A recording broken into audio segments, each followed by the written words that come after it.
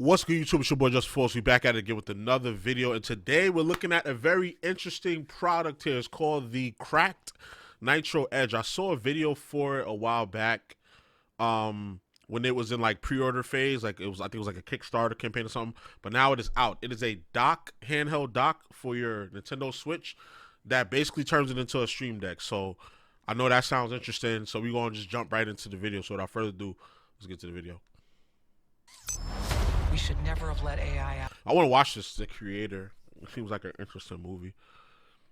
It's about AI. They had like AI people in the stands at a football game. It caused a big thing. They used it to promote the movie. But here we go. Here we go. The Cracked Nitro Deck. Let's get it. I might cop one of these. I think it was only like $80 with the case and $60 without it. The Cracked Nitro Deck is a new Nintendo Switch accessory that brings a slew of useful, meaningful upgrades to the handheld console. It's a grip attachment, but rather than attaching two individual controllers to the sides of the console, you slide the entire Switch screen into a single housing unit. Fire. The result is a Steam Deck-like handheld that brings a full suite of upgrades to your Switch, including And I heard it's a back PC buttons, controller too. Hall effect thumbsticks to eliminate stick drift, vibration, and a low latency connection thanks to a direct USB-C connection. Fire. Here we go. Here we go. Switch decked out. Out of the box, setting the Switch up with the Nitro Deck is a breeze. The only thing you'll need to do is enable Pro Controller wired communication in the Settings app, which allows the deck to communicate with the Switch through the USB-C port at the bottom. Then simply pop off your Joy-Con controllers, insert the Switch into the Nitro Deck. That is so you're ready fire. to rock. The Nitro Deck, which costs $60. Why didn't nobody think about this? Yeah, $60 and then $90 with the case. Why has nobody thought about this? I have never seen anybody do this. For the standard edition or $90 for the limited edition that features exclusive color options and comes with a hardshell case, is compatible with both the standard Nintendo Switch and Switch OLED models of the console. Fire. The Switch screen glides easily into the housing via embedded rails on each side of the unit and connects directly via the USB-C port on the bottom of the console. This allows for virtually no latency when compared to the standard Joy-Con controllers and other Bluetooth controller options. Once inserted, it is locked securely in place and can only be released by simultaneously pressing a button on the back of the unit and pulling the Nintendo Switch upward. Good. Arguably, the best feature on the Nitro Deck is the inclusion of Hall effect thumbsticks. Obviously, while this technology isn't new by any means, it's less commonly featured in controllers than traditional analog joysticks. The main benefit of Hall effect sensors is the elimination of stick drift as they transmit inputs via electromagnetic signals. Now I heard in the Nintendo Switch leaks, they're trying to do they're gonna do Hall effects on the next Switch, but they're gonna try to change it and tweak it a little bit so they can make it proprietary for Nintendo, so they can put a patent on it. Whenever you see proprietary technology, that's just a business play, so that you can't use third-party stuff. Like, you have to come to Nintendo to buy this shit. Like the Nintendo Portal, the PlayStation Portal. The reason why it doesn't have Bluetooth, like outright Bluetooth, and it has the PlayStation Link shit, is because so you can buy the headphones that they're marketing. If most people wouldn't buy those headphones because they probably have headphones already, Bluetooth headphones. But so yeah, that's just a money play right there. That's just straight money play.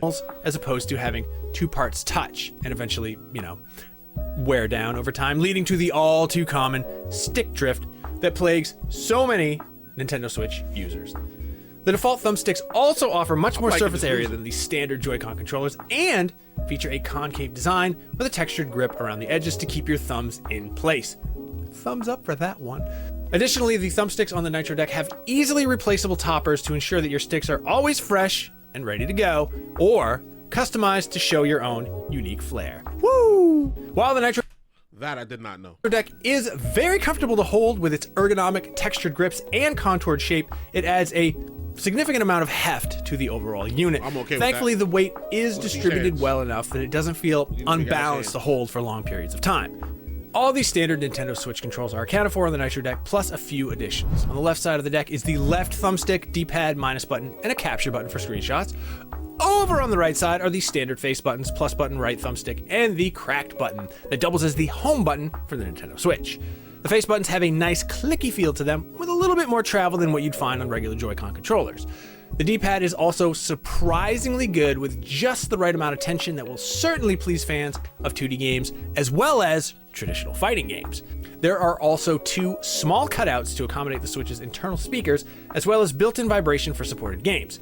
The top of the Nitro Deck features 4 standard shoulder buttons, L1, L2, R1. Not only are all 4 much longer than the standard Joy-Con shoulder buttons, but they all have a nice indent to rest your fingers comfortably. Thanks.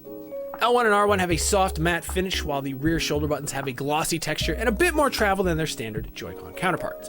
There's also a cutout in the center that allows you to easily access your Switch's built-in controls, such as the power button, volume, headphone jack, and game card slot. On the rear of the Nitro Deck is another killer feature: 4 programmable back buttons that can take the form of any other button you please. Even more, and something we haven't seen in any comparable Pro-style controllers, is the ability to map multiple inputs to a single back button. While it unfortunately can't take into account the timing of each individual input, it does allow you to create keybinds for very unique situations, such as jumping in the air and air dodging without having to press 2 buttons. If you're not a fan of back buttons, you also have the ability. Yeah, because like I've been playing games lately, and the control schemes, let me show you something. The control schemes been very wonky. I'm not gonna lie. Like, it's situations where I gotta do shit like this. I gotta like do like gymnastics with the controller. Like I'm doing like weird inputs and doing gymnastics with the controller. And like, I know this is also a pro controller, so maybe I should just change the controls. But I play like 4 to 5 different games every week. I'm not gonna be doing programming all this shit. I don't have time to sit there and program it, but maybe I will, cause shit, the way these default controls be set up, they have your fingers doing like gang signs on the controller. Shit crazy. Ability to disable them completely. The back of the deck also features a built-in kickstand, like the standard Switch, albeit much sturdier. It extends to just under 90 degrees, allowing you to get the perfect angle while playing in tabletop mode, or just to display your deck while charging. I want to order it right now. On each side of the kickstand, you'll find a USB-C input and USB-C output port, respectively. The input is for charging your Nintendo Switch while it's inserted into the Nitro Deck, while the output allows you to connect your Switch dock's USB port to play on the big screen. You could also connect the Nitro Deck to a PC to use as a controller there. Lastly, you'll find a program button below the back buttons, as well as the Switch release toggle to remove the console from the Nitro Deck. As previously mentioned, the cracked button not only takes you back to your Switch's home screen, but also conveys useful information in the form of different LED colors. For example, it changes to purple. Yeah, when y'all doing videos, y'all doing product reviews, please make sure y'all nails are trimmed and taken care of, and your cuticles is shaved down. Please do that. Please make sure y'all do that. Man, you gotta keep your nails clean, bro. Keep your nails clean. There ain't nothing wrong with that. It look like I got a manicure pedicure. Nope, that's just a straight. I just wash my hands in the morning, then I wash my face, and then I clip my nails. And then my cuticles are usually it don't really get that crazy, so I don't gotta do nothing with that. That's all you gotta do, bro. That's all you gotta do. Sometimes y'all be getting, I'm going off track right now. Sometimes y'all be getting rejected by females because of that, because of your hygiene. She's not gonna always tell you like, yo, you stink, or your fingernails dirty, or your clothes is dirty, or wrinkled. She's gonna reject you outright. She doesn't have to explain that to you. I'm just saying, like, I don't know. I'm just saying, just throwing that out there. I know that was random, but I noticed that his nails were filed down and his cuticles were on point, so I had to compliment him on that. When programming the back buttons, orange when in wired mode, and green when putting the deck into turbo mode, which allows you to bind a specific button to be automatically pressed at various intervals with adjustable speeds. The LED light itself can also be dimmed or turned off completely, nice touch, which is nice, as it's very bright by default. During our testing, we found the Nitro Deck very comfortable to hold for long periods of time. While the weight is definitely noticeable, it's very well balanced and works for hands of all sizes.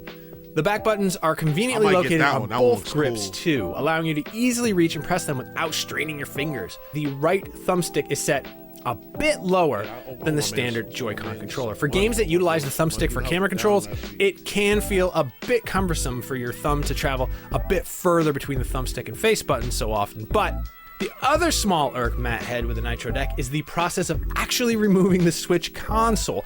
Ideally, you'd leave the Switch in the deck for the majority of your playtime, but if you do want to transfer it to the big screen, you'll need to remove the Switch itself, which requires pushing the release button with one hand and somewhat forcefully removing the Switch by pulling it upwards from the screen.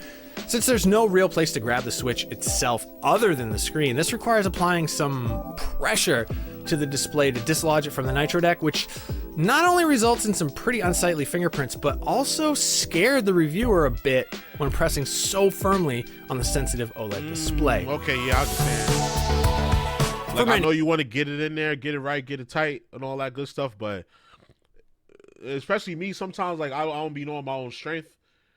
I press down, I be done crack the screen. I have the old Switch. I got this Switch like in like 2018, 2019. So I don't know. And simply having a solution to the Nintendo Switch's infamous stick drift is enough to warrant an upgrade to the Nitro Deck, especially when factoring in that the entire unit itself costs less than a pair of new Joy-Con controllers. However, the upside gained with a more durable shell, customizable back buttons, better ergonomics for handheld play, and a sturdier kickstand makes the Nitro Deck an easy recommendation for hardcore and casual gamers alike. The added heft and weight certainly takes some getting used to compared to the stock Nintendo Switch, but the upgraded experience it provides in nearly every way, well worth your time. For more handheld goodness, make sure to check out our review of the Asus ROG's Ally. I don't know if that's actually how you say it. And for everything else, keep it right here on IGN. Hey, IGN, I did this video, and I did this video before you. Stop it. You're copying me. Nah, let me stop. I'm just saying that because I always look at IG videos. But I did not see that video before I made my video. I did like best handhelds to own in 2023 because a lot of the handhelds did not come out in 2023. I'll link the video at the end or put it in the annotations or do both. But yeah, this thing looks awesome, bro. Like I want to cop one right now. Let's go to the website. I ain't gonna cop it right now because y'all don't need to see my card information. Too much money on there. Y'all don't know about that. Level up your Switch. Buy now. This is what I was talking about. The limited edition with the Nintendo style, the GameCube style buttons. Or you can get the old NES style. The old NES style. And it comes with the case. Or you could just get it in black or gray and get it by itself. And this could be used as a controller on your PC. Like you could connect this via Bluetooth or by wire connection, and you can connect it to your computer. I think they went over that in the video. I just wasn't paying attention. But yeah, this is dope. I'm definitely gonna cop. I'm gonna leave this shit open. I'm gonna leave this page open. Matter of fact, yeah. But y'all let me know what y'all think about the cracked Nitro Deck. I think it's definitely gonna cop it. I don't have to cop a game this week because the game I'm adding to the rotation is already on Game Pass, which is Lies of Peace. So I'm gonna use that money to buy this. All right. So y'all let me know what y'all think. All right. So y'all already know the vibes. Like, comment, subscribe, all that good stuff. It's your boy JusticeXFalls, and we out. One.